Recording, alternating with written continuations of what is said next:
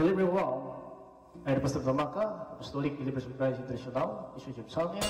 The program like is share, subscribe, and post notification bell for update every day the new videos. Thank you so much.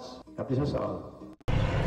Magandang umaga po sa lahat sa ating mga viewers, listeners dito po sa ating YouTube channel, sa Facebook. Maraming kapayapaan at habag biyan ng Diyos ay sumasa atin lahat sa magitan ng ating Panginoon Jesus Cristo. Ito po yung lingkod kay Kristo Jesus, Pastor Tamaka, Apostolic Believers of Christ International. Mga kapatid, una sa lahat, magpasalamat tayo sa Panginoon, sa kanyang kabutihan. Hindi po tayo pinabayaan ng Diyos sa bawat araw, sa ating mga pangailangan.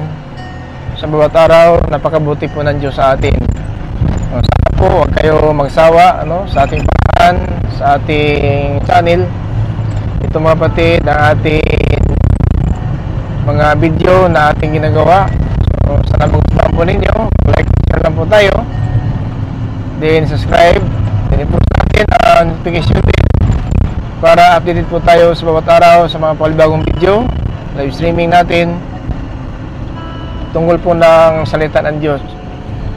Mga kapatid, kailangan natin malaman kung ano ang nararapat na pamumuhay para po na hindi po tayo maparusahan sa araw po ng paghuhukom, ay makakita po natin ang ganting pala na itong buhay na wala hanggang.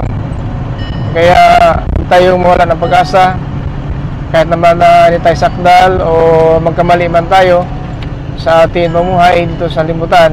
Subalit mga kapatid, huwag po natin kalimutan na isinugo po ng Diyos Ama ang kanyang anak dito sa limutan upang ang lahat sa mapalataya hindi mapahamak kundi magkaroon ng buhay na walang hanggang. Kaya mga kapatid, ito po ang pinapangaral po natin. Kapatid, tanda po natin sa mga araw na ito, tayo po ay natiling buhay dahil po ito po ang kalooban ng Diyos. Na natin alam ano ang kantungan natin ng bukas. Basta ngayon ay huwag tayo bibitaw. Kailangan tayo magpatuloy na makinig ng salita ng Diyos at gawin natin ating napakinggan dahil po ang pala wala po sa nakikinig na sa gumagawa po pala mga kapatid. Kaya ayaw ng Diyos talaga na mapahamak po tayo. Ayaw ng Panginoon na tayo po ay maparusahan kasi mapagmahal ang Diyos na ating pinaglingkuran at siya po ang nagbigay sa atin na pagkataon sa mga araw na ito sapagkat wala makapunta sa Ama kundi sa magitan po ng anak. Kaya yun po ang dahilan, tinuturuan po tayo ng salita ng Diyos para po na hindi po tayo mailigaw, hindi po tayo mailigaw ng sanlibutan dahil ang sanlibutan ay ginagamit lang ito ng dyablo para na iligaw po tayo sa ating pananampalataya. Kasi ating pananampalataya, mga kapatid, ito po ang dahilan na bakit magkaroon tayo ng kaligtasan dahil po sa ating pananampalataya. Kasi sinabi sa Pablo is 1 Corinthians 15 verse 2, sumigitin tuligtas kayo sa mga aral na tinuturo namin sa inyo. Maliban na lang kung tunay ang inyong pananampalataya. So ang kaligtasan pala ay naharangan ng hindi tunay na pananampalataya. So pananampalataya din ang nag-udyok sa atin na sundin ang kalooban ng Diyos. Dahil po ang pananampalataya ay nagbubunga ito habang nasa ating pananampalataya, nagbubunga ito mga kapatid ang pananampalataya natin ng ating gawa. Kaya halos bawat araw mga kapatid ay ipinangaral po natin ito para po na mapatunayan natin sa mata ng tao, sa mata ng Diyos na buhay ang pag-asa natin habang nahinintay ng kaligtasan na ito ay namumuhay po tayo sa pananampalataya na ito po ay nagbubunga ng ating gawa. So ito po mga kapatid ang sinabi ng Apostol Pablo sa 1 Thessalonians in chapter 1 verse 3. Ito po ang sinabi ni Pablo mga kapatid na ang ating pananampalataya nagbubunga ito ng gawa. Nagpapasalamat kami kapag inaalala namin ang mabubuti ninyong gawa na bunga ng inyong pananampalataya. Naalaala rin namin ang pagsisikap na bunga ng pag-ibig ninyo at ang katatagan na bunga ng matibay ninyong pag-asa sa pagbabalik ng ating Panginoong Hesukristo. Ginagawa niyo ang lahat ng ito sa paningin ng Diyos na ating Ama. Yan mga kapatid, no? Ginagawa natin lahat na ito sa paningin natin Diyos Ama. Kaya hindi po natin mga kapatid, tanda po natin makamtan ang ating sa kaligtasan kung ating panampalataya ay hindi po nakikita natin sa ating gawa. Kaya mag-ingat tayo kasi tanda po natin ang ating bukas wala po nakakaalam kundi ang Diyos lamang na nakakasaliksik na puso at isipan ng tao. Kasi yun po mga kapatid, ang Panginoon sinasaliksik po niya ang laman ng ating puso mga kapatid at isipan para po na hindi po tayo magmataas. Kaya dahil po sa ang Panginoon po ay nakasaliksik na ating puso at isipan, yun talaga ay dapat natin malaman na kapatid, ito po ay tayo po ay makakaalam kung ano ang nararapat po na pamumuhay kasi may parusa po na haleluya darating sa mga tao po mga kapatid na ito po ang Panginoon ay alam po niya paano ang laman ng ating puso at isipan. Pakinggan natin sa Pahayag chapter 2:23. Papatayin ko ang mga tagasunod niya upang malaman ng lahat ng iglesia na alam ko ang iniisip at hinahangad ng tao. So, yan mga kapatid. Gagantihan ko ang bawat isa sa inyo ayon sa mga ginawa ninyo. Yan. So, gagantihan po tayo sa magawa po natin. Kaya yan ang pinakamalaga na sana malaman po natin kung ano ang nararapat talaga na pumuhay. Huwag po tayong kumpiyansa sa ating kapanahunan sapagkat sinabi ng Biblia na walang nakakaalam ng bukas. Ayon po sa Santiago chapter 4 verse 14 na hindi natin alam kung ano mangyari ng bukas. Maliwanag po dito Santiago chapter 4 and verse 14. Pakinggan natin. Sa katunayan, hindi nyo alam kung ano ang mangyayari sa inyo bukas. Sapagkat ang buhay ay parang hamog, nalilitaw ng sandali at mawawala pagkatapos. Yan po ha. So maliwanag po mga kapatid. Huwag tayong mga kapatid na sabihin natin kumpiyansa. Huwag tayo mga kapatid magtutulog. Huwag tayo matutulog tungkol po sa paggawa ng kalooban ng Diyos. Dahil po natin alam bukas, parang usok lang buhay natin. No? Sa litaw na sandali, pagkatapos mawala. Ganyan po ang katayuan natin. Kaya ang gagawin natin mga kapatid, tayo po ay mamuhay po sa Panginoon na maging masunurin. Paghayaan natin mga kapatid na masayang lang po mga panahon na binigay ng Diyos sa atin. Hindi po dahil sa Panginoon na talagang naparusahan ang tao, kundi dahil sa Panginoon na walang mapahamak, no? Yung po sinabi sa 2 Peter in chapter 3 mga kapatid in verse 9. Maliwanag po ang sinabi ni Apostol Pedro na ayaw ng Diyos talaga na may isang mapahamak. Hindi po siya nagpabaya ng kanyang pangako babalik. Ayaw lang po niya na may mapahamak sa atin. Ganyan mo kalaki ng habag ng Diyos sa atin. Kaya wag natin pabayaan mga kapatid ang mga salita ng Diyos. Ito binigay po sa atin para po na matuto tayo sa bawat araw na ating pamuhay. Yan mga kapatid sinabi sa 2 Peter chapter 3 in verse 9. Pakinggan natin ang salita ng Diyos. Hindi nagpapabaya ang Panginoon sa pagtupad sa pangako niya, gaya ng inaakala ng ilan. Ang totoo, binibigyan lang niya ng pagkakataong magsisi ang lahat sa mga kasalanan nila, dahil ayaw niyang mapahamak ang sinuman. Ganyan po mga kapatid ang kabutihan ng Diyos, pagmamahal ng Diyos sa atin. Ayaw niya may isang mapahamak. Hindi siya nagpabayaan ng pangako niya kasi nangako po siya ibabalik. Ang sabi niya sa John chapter 14 in verse 2 up to 3. Mga kapatid. Sa tahanan ng aking ama ay maraming silid. Pupunta ako roon para ipaghanda kayo ng lugar. Hindi ko ito sasabihin kung hindi ito totoo. Kapag naroon na ako at naipaghanda na kayo ng lugar, babalik ako at isasama kayo, upang kung nasaan ako, ay naroon din kayo. So yun po mga kapatid, ang promise po ng Panginoon habang kasama ng apostol na maraming silid doon sa kanyang ama. Marami pong lugar na doon sa kanyang ama na ito mga kapatid talaga ay sinasabi niya sa mga apostol. Kaya ito po inasahan po natin dahil Diyos po nagsalita dito sa wika ng anak. Talagang naniwala po tayo na tutuparin ng Diyos ang kanyang pangako sa atin. Pero bakit natagalan ng Panginoon? Kasi ayaw niya may isang mapahamak. Hindi po nagpabaya siya na siya babalik at kukunin tayo kung saan siya, nandun din tayo. Kaya sinabi niya talaga si 2 Peter chapter 3 verse 9 na hindi siya nagpabaya ng kanyang pangako sa pagtupad nito.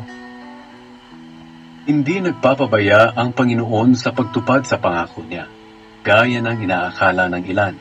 Ang totoo, binibigyan lang niya ng pagkakataong magsisi ang lahat sa mga kasalanan nila, dahil ayaw niyang mapahamak ang sinuman. Ganyan po ang kabutihan ng Diyos sa atin. No, sana po mga kapatid, huwag natin abusuhin itong natitiran kunting panahon na ating buhay. Dahil alam natin, tulad tayo ng araw, na ito po ay papunta na po mga kapatid sa paglubog. No? Palubog na po ang oras natin. Nagmula na po tayo sa silangan, papunta na tayo sa kanluran. Mga kapatid, ito po ay nais ng Panginoon na parating sa atin ang kanyang biyaya. Nais ng Panginoon na huwag tayong kumpiyansa sa ating kapanahonan.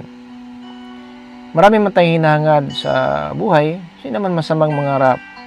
Mangarap lang po tayo, hindi masamang mangarap. Kasi ang pangarap, mga kapatid, yun po ay kasama natin sa salimutan. Nangarap tayo magkaroon ng bahay, sasakyan, lupa, negosyo, pira. So nagkaroon nga tayo. Pero itong buhay na walang hanggang, napangarap ba natin ito? Napangarap ba natin ito ang buhay na walang hanggang? O baka nandiyan na tayo sa kayamanan na minsan po nagbigay ng ito po ay bitag. Ang kayamanan, paghangad ng mayaman, nabibitag na tayo ng dyablo. Mga kapatid. Size, J's, hanggang po sa 13, dito po sa 1 Timothy. Pakinggan natin ang sabi po ni Apostol Pablo.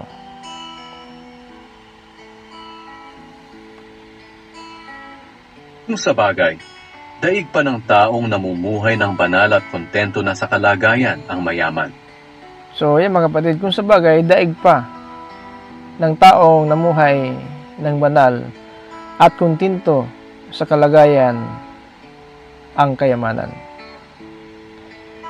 So, ito mga kapatid, sa verse 7. Ang totoo, wala tayong dinala sa mundong ito, at wala rin tayong madadala pag alis dito. So, isin lang po tayo sa ating sinapupunan nating ina, hubad po tayo. Wala po tayong dala sa ating pagsilang, kundi ating katawan na hubad. Ibig sabihin, mahirap. Mahirap po tayo sinilang. At dahil dyan, alam natin na ito po ang isang sign na huwag sana tayo, mga kapatid, sabihin natin na maghangad na mga bagay na hindi po ipagkaloob ng Diyos. Kasi ang bagay minsan hinangad ng tao ay ito po nagbigay sa atin ng kapahamakan dahil ayaw po ng Diyos na magkaroon ka ng bagay na yan na kakapahamak po sa atin. Meron hanggang ng bagay na iba po ang layunin. Kaya hindi ibigay ng Diyos yan kasi masama po ating hangarin. Verse 8. Kaya kung mayroon na tayong pagkain at pananamit, dapat na tayong makontento. Sa pamumuhay Kristiyano, tayo po ay may maikadamit lang pagkain, kung dito na tayo dyan. Kasi yun lang po ang kasama ito sa sanlibutan, makadamit, makakain. Kasi kung hanggang mayaman, minsan po yung mga kapatid ang nagtulak sa atin na nahulog na pa tayo sa bitag ng dyablo. Kapag nahagan ng tao ng mayaman siya, marami pong paraan po na labag po sa kalooban ng Diyos. So yun po dahil mga kapatid na hindi mo alam na yun pala sa pangarap mo na yan, ikaw ang nagdiskarte na lang, gusto mo lang na mayaman kung ikaw mandaya ang timbangan, dayain mo lang kapwa mo, gagawa ka ng krimen para magkapira ka, yun po ang nagpapahamak din sa atin dahil po sa pangarap natin na hindi po kaloob ng Diyos. Verse 9. Ang mga taong naghahangad yumaman ay nahuhulog sa tukso, sa isang bitag ng mapanira at walang kabuluhang mga hangarin na nagdadala sa kanila sa kapahamakan. So ito po hanggang ng pagyaman, minsan nahulog tayo sa tukso. Ibig sabihin mga kapatid, yung pong nais talaga kadalasan sa sanlibutan na itong ating paghangad ng mayaman tayo, nag-isip tayo ng paraan, papaano? Negosyo, hold up, papatay. So, hangad natin mayaman na hindi mo alam kung ano ang kalooban ng Diyos. Kapahamakan ang sabi ito, darating sa kailang kapahamakan. Ang mga taong naghahangad yumaman ay nahuhulog sa tukso, sa isang bitag ng mapanira at walang kabuluhang mga hangarin na nagdadala sa kanila sa kapahamakan. Yan po. Kaya, hindi masama maghangad, pero dapat maghangad man tayo, mangarap man tayo, una muna ang Panginoon bago ang pangarap. Kasi alam natin, kahit kung sariling pagsisikap natin, yung mga bagay na ating hinahangad, di natin makamtan yun. Sinabi ng Panginoon na wala kayong magawa kung wala ko. Kaya, kahit na kung anong pangarap natin, pag hindi pagkaloob ng Diyos, wala tayong magawa dyan. Kaya nga, biblikal, ang Biblia po nagpapatunay kung paano tayo magkamit ng bagay. Verse 10. Sapagkat ang pag-ibig sa salapi ang siyang ugat ng lahat ng kasamaan. Sapagkat ang pag-ibig ng salapi ang isang ugat ng lahat ng kasamaan. Tandaan po natin, kahit na itong nasa gobyerno na, nakasuhan pa sila ng pandarambong, nakasuhan pa rin ng plunder, nakasuhan pa ng korupsyon. Nasa gobyerno na po. Dahil po, nahangad niyang yumaman. Kahit ikapahamak ng bayan, ikapahamak ng kapatid, kamag-anak, buong pamilya niya, basta lang siya magkaroon ng pira. Ganyan pong pahangad, mga kapatid, na nais yumaman. Sapagkat ang pag-ibig sa salapi ang siyang ugat ng lahat ng kasamaan. Ang sobrang paghahangad ng salapi ang nagtulak sa iba na tumalikod sa pananampalataya at nagdulot ng maraming paghihinagpis sa buhay nila. Diba? Tinuan mo itong mga plunder, kinakasuhan ng plunder, kinakasuhan ng korupsyon, no? Kinasuhan ng mandarambong. So, kahit na po na alam nila kung ano po ang impact kung kabaliktaran, kaparusahan ang ginawa nila, hindi po nila binabali yon. Basta lang magkaroon ng pira sila, talagang natuluyan, nakasuhan ng plunder, nakulong. Diba? Yung presidente po natin, Bong Revilla, Jingo Estrada, hirap, nakulong sila. Dahil po sa plunder, dahil po sa pira. So, tama ang Biblia. Tama ang Biblia, kapag hangad mo ang pira, sapagkat ang pag-ibig sa salapi ang siyang ugat ng lahat ng kasamaan. Bakit ikaw presidente, nakasuhan ka ng plunder? Pira kasi ang dahilan. Yun po, ang Biblia po nagsasabi dito. Ang sobrang paghahangad ng salapi ang nagtulak sa iba na tumalikod sa pananampalataya. So, ano ba ibig sabihin? Ang iba ay tumalikod sa pananampalataya. Example natin bukas linggo. Alam po naman ng palataya na linggo para sa Panginoon. Pero hindi lahat ng nampalataya sa linggo ay simbahan po ang punta. Minsan ang linggo, mga kapatid, papunta po sa trabaho. Now, may panampalataya po sila. Pero ang linggo na para sa Panginoon, sa pagsamba, sa pagpupuri sa Diyos, sa trabaho na po sila nagpunta dahil pira. Saan ka ba nang simba na silduhan ka ng, o sige, sumimba ka, silduhan, isang araw mo, at 3 oras mo, 2,000. Meron ba? Meron bang sasabi, o sige, nakalagay sa labas, kasi sa trabaho sa Japan, may mga for hire dito nakalagay, for hire ito, lalaki, babae, 1,200 ang per hour. Diba? Nakalagay sa labas. Saan kakita simbahan? Nakalagay doon sa labas, ang sasamba ngayon, na araw na ito, mayroon pong per hour, 1,000 per hour. Meron ba? Di ba wala? So kung may panampalataya po tayo, kailangan pa ba ng signboard para makasamba ka lang? Tulad ng trabaho, kahit linggo, kasi 1-2, 1-3 ang oras. Dahil na hangad mo ang pira, yung linggo para sa Panginoon, imbes para ka sa simbahan, pupunta, doon ka na sa trabaho. Yan po, tumalikod ka na sa panampalataya. Kasi ang pagsamba, gawain po yan ng mga panampalataya. Kasi sa simbahan, alam po natin simbahan, bahay dalanginan. Pero bakit sa trabaho ang punta ng tao? Yun talaga, mga kapatid. Questionable po ang pamumuhay natin. Questionable po tayo sa harapan ng Diyos. Pero akala natin, linggo ngayon, 25% o 50% ang iba. Pagkatapos ng trabaho, pagkatapos ng 8 hours, bigay ka agad ng pira. Linggo. Pero may panampalataya sila. Yun. Dahil sa pirang humad na yayaman at magkaroon ng pira, tumalikod sa pananampalataya. Kung sabihin ng pananampalataya tayo, sinasama ng gawa. Alam naman natin na ang pagsamba, itong araw ng pamahinga, ito po pang-apat, no? Pang-apat ito na utos, ang araw pamahinga. So, hindi pwede ito talikuran natin kasi may panampalataya po tayo. So, tama si Apostol Pablo na yung iba ay tumalikod na, no, sa pananampalataya dahil po sa paghahangad ng pira. Sapagkat ang pag-ibig sa salapi ang siyang ugat ng lahat ng kasamaan. Ang sobrang paghahangad ng salapi ang nagtulak sa iba na tumalikod sa pananampalataya. Diba? Domingo, ang linggo kasi, dito sa Japan, mayroon 25%, mayroon po 50%. Depende po sa kumpanya na nangailangan talaga ng tao sa linggo kasi ang linggo kasi sa totoo lang ay araw pamahinga talaga yan. Ngayon, naghabol ang kumpanya ng kuta.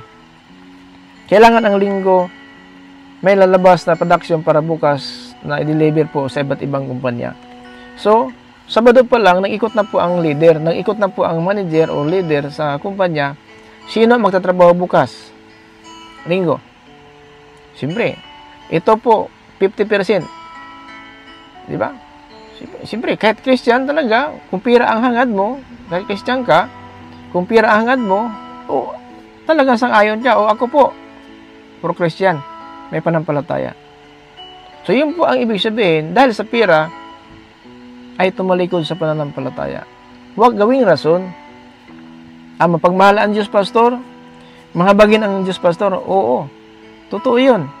Mahabagin ang Diyos sa mga tao na matatakot sa Kanya. Pero kung wala kang takot sa Panginoon, labagin mo ang 10 utos ng Diyos, parusahan ka ng Diyos. Kasi lahat ng labag ng kautusan ay kasalanan. Kasalanan pong labag ng kautusan, mga kapatid, ay po sa 1 John chapter 3 in verse 4 na lahat ng lumabag ng kautusan ay nagkasala sapagkat ang kasalanan ang paglabag ng kautusan. Na kung nakapasok po sa 10 utos, pang-4 na utos sa araw pamahinga, hindi ka pwede magtrabaho. Tama si Apostol Pablo, sa paghagad ng taong mayaman ay ang iba tumalikod na sa pananampalataya. Sapagkat ang pag-ibig sa salapi ang siyang ugat ng lahat ng kasamaan. Ang sobrang paghahangad ng salapi ang nagtulak sa iba na tumalikod sa pananampalataya at nagdulot ng maraming paghihinagpis sa buhay nila. Maraming paghinagpis. Totoo nga, nagkapira ka. Trabaho ko ng linggo. Pagkatapos trabaho mo, pagkatapos alas 5, 8 hours, bigyan ka agad ng isang lapad at 8,000. 18,000 yen. Ngayon, itong paghihinagpis, may iwasan mo ito? Hindi pwede kasi sabi ito ng Panginoon. Nagdudulot ng maraming paghihinagpis sa buhay nila. Babawiin ng Diyos yan. Babawiin ng Diyos. Yung isang lapad, 8,000 mo na linggo, kulangin pa yan sa 2 buwan mo sa ospital. Kulangin pa yan. Kasi babawiin ng Diyos yan. Yung kulang yung pira mo na naabot mo isang araw ng linggo, na 18,000, 18,000 yen. Kung ikaw po ay bagsak ng Panginoon sa isang hapag ng sakit, kahit isang linggo lang sa hospital ka, naka-oxygen ka, diba kulang pa po yung 18,000 mo? Babawiin ng Diyos yan. Ipakita ng Diyos itong paghinagpis. No? Itong paghinagpis na darating sa buhay ng mga tao.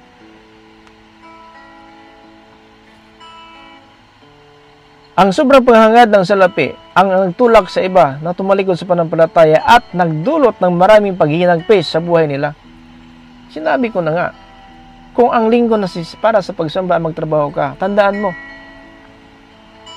dublihin ng Diyos ang parusa. Dublihin, ang sabi ng Biblia, dublihin mo ang parusa sa kanila.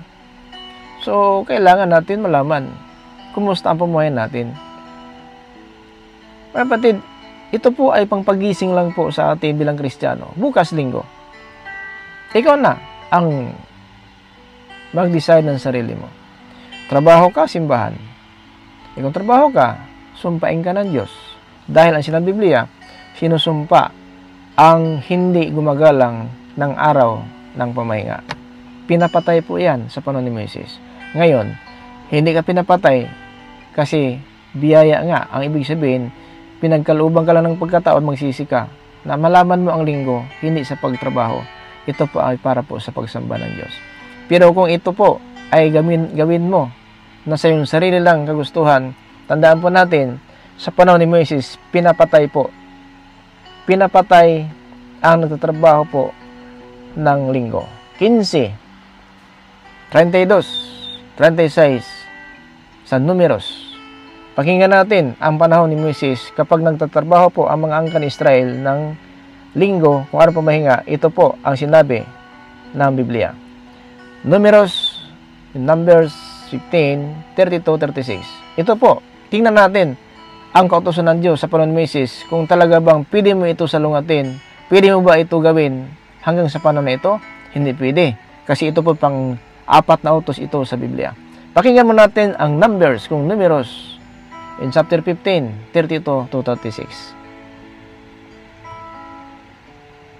Habang naroon sa ilang ang mga Israelita, may nakita silang tao na nangangahoy sa araw ng pamamahinga. Dinala siya ng mga tao na nakakita sa kanya kina Moises at Aaron at sa buong kapulungan. Ikinulong nila siya dahil hindi sila nakasisiguro kung ano ang dapat gawin sa kanya.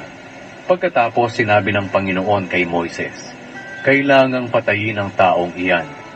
Babatuhin siya ng buong kapulungan sa labas ng kampo. Kaya dinala siya ng mga tao sa labas ng kampo at pinagbabato hanggang sa mamatay, ayon sa iniutos ng Panginoon kay Moises. Ngayon mga kapatid, ang sumpa na ito, wala na ba? Sinabi ng iba, Pastor, grace tayo ngayon. Totoo nga, grace nga tayo. Pero dahil sa grace ba, pwede mo nalabagin ang 10 utos? Mga kapatid, tandaan po natin, sinabi ni Apostol Pablo sa Galatia chapter 3 verse 10, ito po ang mga isinumpa. Pakinggan natin ha, ito po ang Galatia nagpapatunay sa mga taong isinumpa. 3:10 sa Galatia. Ano ibig sabihin dito? Pakinggan natin. Sinumpa ng Panginoon. Sinumpa, tingnan natin kung sino ba isinumpa. Ngunit ang lahat ng umaasang maituturing na matuwid sa pamamagitan ng pagsunod sa kautusan ay isinumpa na ng Diyos. Ito po ang pagtutuli.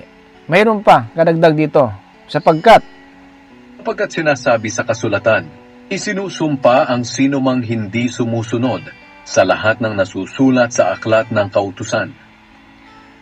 ito po yung nakasulat sa aklat ng utusan na ang pang-4 na utos sa 10 utos, ang araw ng pamahinga, dapat mong igalang. Pero ngayon mga kapatid, marami na pong rason ang tao. Maraming katuwiran ang tao. Grace tayo, Pastor, kaya pwede ka na magtrabaho ng pamahinga. Hindi po binabago ng Diyos ang utos niya. Mga kapatid, tandaan po natin, hanggang sa New Testament, ang Old Testament, hindi binabago. Kasi si Apostol Pablo sasabi din, dito po sa Roma 3:31. Pakinggan natin sa Roma. Maliwanag po dito, 3:31, dito po sa Roma. Dahil may panampalataya tayo, hindi ba baliwalin natin ang kautusan? Hindi po. Pakinggan natin ha, Roma 3:31. Nangangahulugan bang binabaliwala namin ang kautusan sa pamamagitan ng pananampalataya? Hindi. Sa halip, lalo pa nga naming tinutupad ang layunin ng kautusan. So, anong kaibahan ng mga pastor? Magsasabi, grace tayo, Pastor, pwede kayo magtrabaho ng linggo. Dahil sa New Testament tayo, grace tayo, wala na pong Old Testament. Hindi pwede kasi sinumpa po ang lahat, hindi gumagawa sa lahat ng kasulat. Kung sinumpa ito na umaasa po ng pagtutuli ng mga Hudiyo, yun po sinumpa. Din may sinabi ang Pablo, sapagkat nakasulat, sinumpa ang lahat na hindi tumutupad ng lahat na nakasulat sa aklat ng kautusan. Pero bakit sinabi nila pwede daw magtrabaho? Hindi po. Hindi po pwede na sabihin natin na bawiin ng Diyos ang kanyang salita pagdating sa New Testament, isang Diyos ng salita lang. Kung ikaw nagsalita sa Old, pagdating sa New, bawiin mo, walang maniwala na sa'yo. Kasi, para ka ng sinungaling, binaway mo ang iyong pasya. Hindi pa nagbabago ang salita ng Diyos. Ang tao lang nagbabago. Tinupad niya ang lahat. Sabi na po ng Kristo, ako na parito, hindi upang sirain ng kautusan. Mga kapatid, pakinggan natin.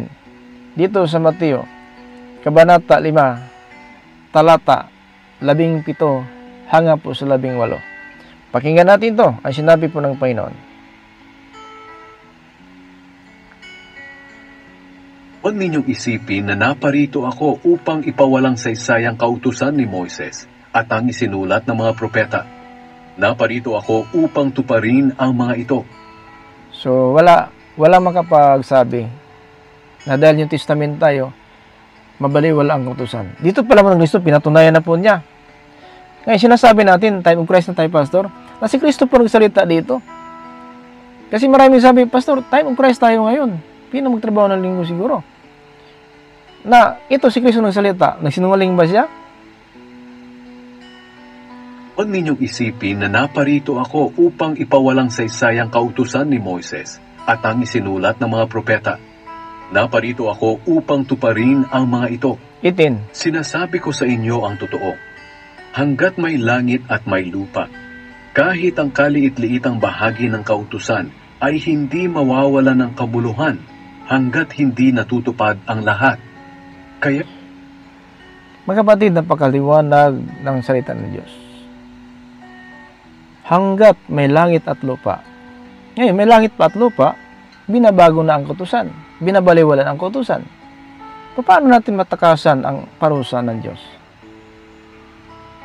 Kung mangaral tayo, mga kapatid, ang sino man na mangaral po na hindi susunod ng kautusan, kinakahamak sa kaharian ng langit. 19. Mga kapatid, pakinggan natin hanggang po sa 20. kaya ang sino mang lumabag sa pinakamaliit na bahagi ng kautusan at magturo sa iba na lumabag din, ay ituturing na pinakamababa sa kaharian ng Diyos. Ayan po. So kapag ganun ang aral natin, wala na yung pastor. Yung testament na tayo pastor ngayon. So, tandaan mo, salita po ito ng Panginoon Kristo habang nasa dito sa lupa. Kaya ang sino mang lumabag sa pinakamaliit na bahagi ng kautusan, Pinakamaliit na bahagi ng kautusan. Huwag mong sabihin na pwede ka magtrabaho ng linggo, bukas. Hindi po. Pinakamaliit. kaya ang sino mang lumabag sa pinakamaliit na bahagi ng kautusan at magturo sa iba na lumabag din, ay ituturing na pinakamababa sa kaharian ng Diyos. Ngunit ang sino mang sumusunod sa kautusan at nagtuturo sa iba na sumunod din, ay ituturing na dakila sa kaharian ng Diyos. Ayan po, maliwanag. No? Pero kung ituro natin kautusan at nasundin, ay tayo po ang kilala ng Diyos na tuturing dakila sa kanila ng Diyos. 20. Kaya tandaan ninyo, kung hindi ninyo mahihigitan ang pagsunod ng mga tagapagturo ng kautusan at ng mga pariseyo sa kalooban ng Diyos, hindi kayo makakapasok sa kaharian ng Diyos. Paano mahigitan ang mga tagapagturo? Sunod ka lang ng sunod, kahit mali. Paano mahigitan mo kung alam mo na mali ang ginawa nila? Pero kung sunod ka lang ng sunod kahit mali, ay hindi ka makakahigit ng tuturo. Pastor, wala itong pagkain, Pastor. New Testament na tayo, pwede kain itong baboy? Saan mabasa na pwede kain ng baboy? Wala. Pero ayon sa karunungan nila, si Pastor daw nagsasabi, Pastor, na New Testament na tayo, pwede kainin lahat ng bagay. Yun, talagang sigurado ka ba nga yung pangunawa na yan galing sa Diyos? Itong galing sa Diyos na pangunawa, si Apostol Pedro. Pakinggan natin kung ano po ang kanyang pangunawa sumitan ng Espiritu Santo. Kasi may Espiritu Santo na po si Apostol Pedro dito. 10:14, dito po mga kapatid sa gawa.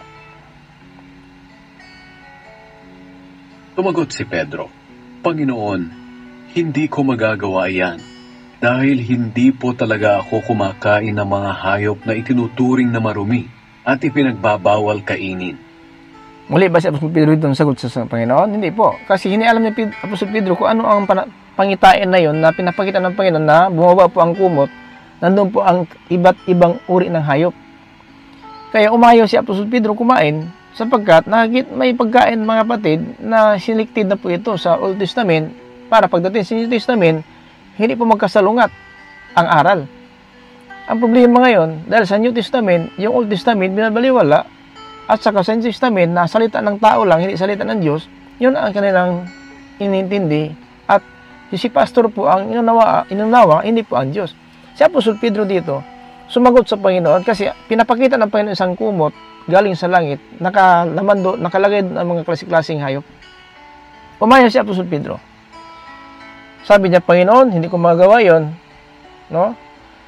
13 to 14 at to 15. Katapos may narinig siyang tinig na nagsasabi, Pedro, tumayo ka, magkatay ka at kumain. 14. Sumagot si Pedro, Panginoon, hindi ko magagawa iyan, dahil hindi po talaga ako kumakain ng mga hayop na itinuturing na marumi at ipinagbabawal kainin. 15. Muling sinabi ng tinig, huwag mong ituring na marumi ang kahit anong bagay na nilinis na ng Diyos. Tandaan po natin, ang pagparito ng Panginoon, yung dugo niya sa krus, nagpapatawad ng ating kasalanan, hindi naghugas ng mga hayop na marumi ang dugo ng Panginoon. Ang dugo ng Panginoon nagpapatawad ng ating kasalanan. Pero sa panahon natin ngayon, marami po mga pastor nagtuturo na pwede kainin na daw ang pinagbawal sa Old Testament. Pagdating sa New Testament, mga kapatid, pwede na kainin daw. Kaninong aral yon? Sa Panginoon, hindi po. Wala pong mabasa sa Biblia na pwede kainin na po yung marumi. Hindi po. Walang mabasa tayo kahit saan tayo magbasa sa Biblia. Wala pong sinabi na yung sa Old Testament na marumi, pagdating sa inyo ay pwede na. Ito po, si Cornelio po ito na isang taong hintil na sa batas ng mga Hudyo, kung ito'y kautosan ng Hudyo, hindi pwede makipag-usap, kung makipagharong, kung makipag-halubilo ang mga Hudyo sa mga hintil. Kaya pinangunahan ng Panginoon sa pagitan ng isang pangitain. Pero hindi po ito actually pagkain ang tinutukoy dito. Si Cornelius po, sapagkat ito po nagdalawang isip si Apostol Pedro, anong kahulugan? Anong kahulugan na yung kumot galing sa langit, bumaba at pakainin siya ng mga hayop na laman doon? Kaya talagang umaayaw si Pedro kasi alam niya na bawal talaga kainin yung mga marumi at hindi karapat-dapat kainin. So, ibig sabihin, yung pinapakita ng Panginoon ng mga hayop, yung ipinagbawal. Bakit? Para po ang sagot ng kanyang pangitain kung ano ang ibig sabihin ayon sa verse 17. Habang naguguluhan si Pedro at iniisip kung ano ang ibig sabihin ng nakita niya, dumating naman sa lugar na iyon ang mga taong inutusan ni Cornelius. Ayan na po.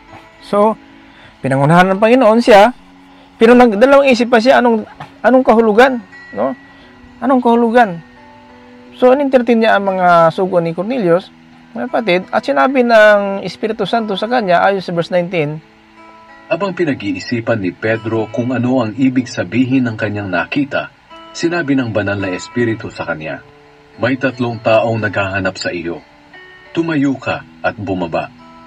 Sinabi ng banal na Espiritu, tumayo ka at bumaba.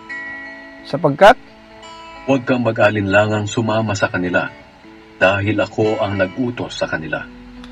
Yan mga kapatid, napakaliwanag po no. Sana po, huwag tayo magdalawang isip, magsusunod ng mga aral ng tao, dito po tayo sunod sa Panginoon. Kaya ingat tayo, huwag hayaan na araw ng linggo na doon sa trabaho ang punta natin.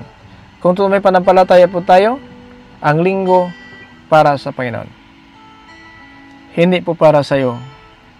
Gusto mabayaran mo lang ang kuryente, tubig, bahay, kung ano pa man ang mabili mo ng araw ng linggo pagtrabaho, sumpa pa rin kahantungan mo. Hindi ka pa rin napati tatanggapin ng Diyos dahil labag mo ang pang-4 na utos sa 10 utos ng Diyos. Na kung ganun, sumpa po. Sa panahon mo, pinapatay nga, binabato ka agad yung nakita Israelita doon sa ilang nagpasa ng kahoy. Pero ngayon, dahil grace tayo, kasi mayroon pang pagbabago ang tao.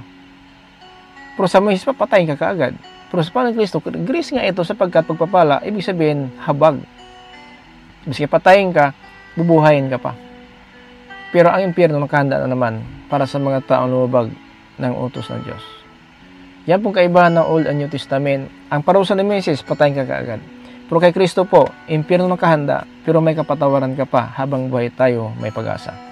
So mga kapatid, maliwanag ang Biblia. Ito po pinatunayan ng Biblia na habang buhay tayo, mga kapatid, may pag-asa pa. Ayon po sa Ecclesiastes Mangaral, Kabanata 9, Talata 4. Habang buhay, may pag-asa. Tinuruan lang po tayo ng Diyos para po wag tayo, mga kapatid, sabihin natin mamataas sa pamumuhay sa limutan na ito. Huwag mong kalimutan, mahal tayo ng Diyos. At dahil mahal tayo ng Diyos, tinuturuan lang tayo ng tama para maiwasan ng impyerno, para hindi po hantong tayo sa kaparusahan ng walang hanggan. Ito po ang impyerno, mga kapatid, na nakahanda na po sa mga tao na mga hindi kumilala sa Diyos at hindi sumunod ng Ebanghelyo tungkol sa atin, Panginoon Kristo. Maliwanag ito, mga kapatid, sa 2 Thessalonians. Pakinggan natin in chapter 1, verse 8 up to 9. Ito po sinabi ng Biblia. Pagdating ng Panginoon, Arating siyang napapalibutan ng nagliliyab na apoy, at parurusahan niya ang mga hindi kumikilala sa Diyos at hindi sumusunod sa magandang balita tungkol sa ating Panginoong Hesus. verse 9. Parurusahan sila ng walang hanggang paghihirap at pagkawalay sa Panginoon, at hindi na nila makikita pa ang dakila niyang kapangyarihan. Amen.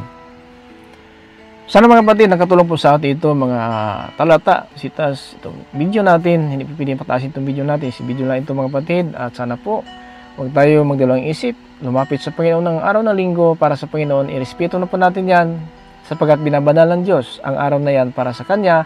At tayo din na para sa Kanya ay ginagalang natin. Ito po'y pang-apat na utos sa Genesis.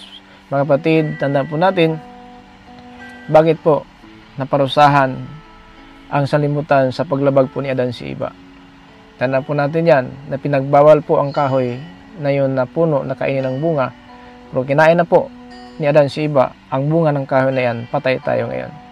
Ngayon, kung labagin natin ang utos ng Diyos, itong impyerno makanda din, pangalawang kamatayan. Sana mga kapatid, huwag natin kalimutan, mag-like and share, subscribe, don't forget to push the notification bell for update every day. The new videos live streaming to see the name of God. I'm Pastor Tumaka, servant of the Lord, and sila to us. Grace, mercy, and peace. Be with you us, Jesus Christ. Amen.